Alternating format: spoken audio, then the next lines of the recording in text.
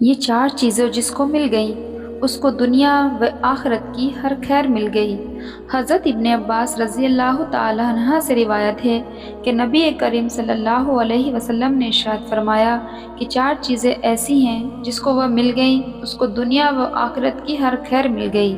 Number 1 شکر کرنے والا دل، نمبر 2 ذکر کرنے والی زبان، نمبر 3 مصیبتوں پر صبر کرنے والا انسان، نمبر 4 ایسی بیوی جو اپنے نفس میں خیانت نہ کرے یعنی پاک دامن رہے اور نہ شوہر کے مال میں خیانت کرے۔ یہ چار کلمے اللہ کو سب سے زیادہ محبوب ہے۔ رسول اللہ صلی اللہ علیہ وسلم نے ارشاد فرمایا چار کلمے اللہ تعالیٰ کو سب سے زیادہ محبوب ہیں۔ نمبر 1 سبحان اللہ، نمبر 2 الحمدللہ، نمبر 3 لا الہ الا اللہ، نمبر 4 اللہ اکبر۔ ان میں سے جس کو چاہے پہلے پڑھ لو اور جس کو چاہے بعد میں پڑھو۔